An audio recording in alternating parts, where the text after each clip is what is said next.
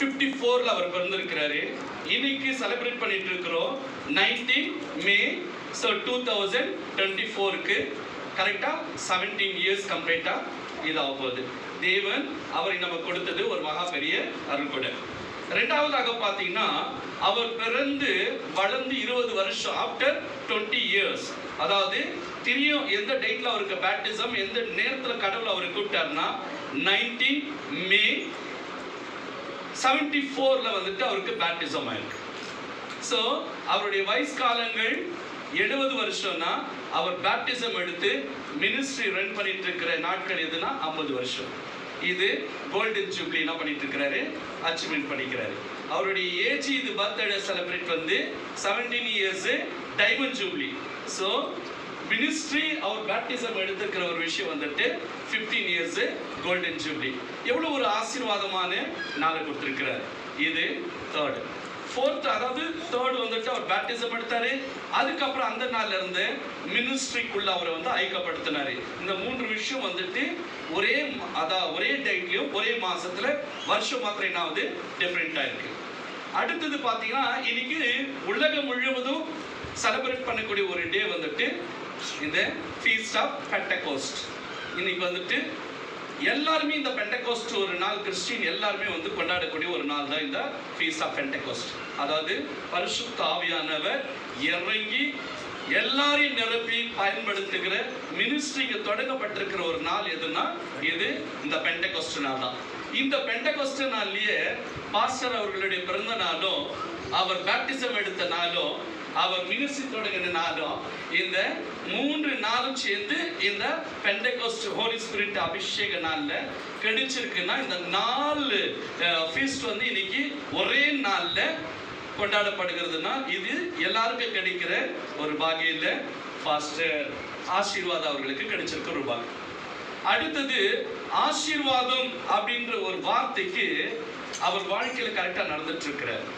So அவரை நான் பார்த்த நாள் எல்லாம் பார்த்தீங்கன்னா எப்பவுமே எது நடந்தாலும் அமைதியா, ரொம்ப அமைதியா பேசக்கூடிய ஒரு ஆற்றல் வாய்ந்தவர். ரெண்டாவது ரொம்ப அன்பாக யார் வந்தாலும் அன்பா பேசக்கூடிய ஒரு மனிதர். மூன்றாவது எப்பவுமே ஜெப சிந்தனையில் இருக்கக்கூடிய ஒரு மனிதர். நாலாவது ஆத்துமாக்களை ஆண்டவருக்குள்ள கொண்டு வரணுன்ற தாகமுடையவர். இந்த 4 விஷயங்களை ஒரு ஊழியக்காரத்தை நம்ம பார்க்கிறோம். அப்படின்னு பார்க்கும்போது அது பாஸ்டர் ஆசீர்வாதத்தை தான். அவருக்கு பேருக்கு தகுந்த வாழ்க்கைக்கு தகுந்த மினிஸ்ட்ரிக்கு தந்த இன்னைக்கு இவ்வளவு கூட்டங்கள். ஸோ தேவன் அவருக்கு கொடுத்த மகா பெரிய ஒரு ஆசீர்வாதம் இதுதான். ஸோ இந்த ஆசீர்வாதத்தை தான் ஆண்டவர் இன்றைக்கு நம்ம ஒவ்வொருத்தரும் தெரிஞ்சு கொள்வதற்கு நம்மள எல்லாரையும் அழைத்திருக்கிறார். அவர் தேவனை தெரிந்து கொள்ளவில்லை, தேவன் அவரை தெரிந்து கொண்டு நம் மத்தியில ஒரு ஊழியக்காரனாக பயன்படுத்தி கொண்டிருப்பது, இது அவரை ஊழியக்காரனாக ஏற்றுக்கொண்டு நம் மத்தியில் அவர் வாழ்ந்து கொண்டிருக்கிறது நமக்கு தேவன் கொடுத்த ஒரு மகா வரப்பிரசாதம். ஊழியக்காரர்கள் ஒவ்வொருத்தருக்கும் கொடுக்கப்படுறது சாதாரண விஷயம் இல்லை, அது மகா வரப்பிரசாதம்.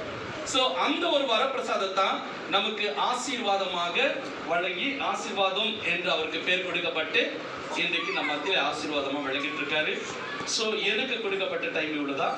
நான் இவ்வளோதான் பேசி முடிக்க போகிறேன். இது வரைக்கும் எனக்கு நேரம் கொடுத்ததுக்காக ரொம்ப நன்றி. ஸோ இந்த நேரத்தில் பாஸ்டர் அவர்களுக்காக நாம் ஒரு நிமிடம் ஜெபிக்கலாம்.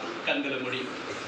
அன்பின் பரலோக பிதாவே, இந்த அருமையான நேரத்துக்காய் உம்மை துதிக்கிறோம், உம்மை ஆராதிக்கிறோம், மகிமைப்படுத்துகிற தேவனே.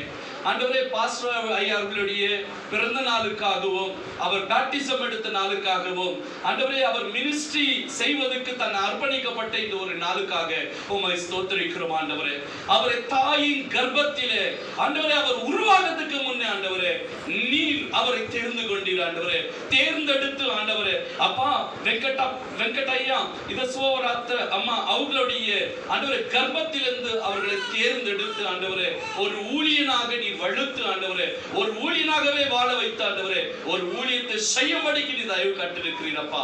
அவருக்கு சரீர ஆரோக்கியத்தை தந்த ஆண்டவரே, சந்தோஷத்தை கொடுத்த ஆண்டவரே, சமாதானத்தை கொடுத்த ஆண்டவரே, தேவ ஞானத்தை கொடுத்த ஆண்டவரே, தெய்வீக அபிஷேகத்தினாலே அவரையும் அவர் குடும்பத்தையும் ஆண்டவரே இன்றைக்கு இந்த செலிப்ரேட் பண்ண வந்திருக்கிற அத்தனை பேரையும் விசேஷமாய் ஆசீர்வதியும்.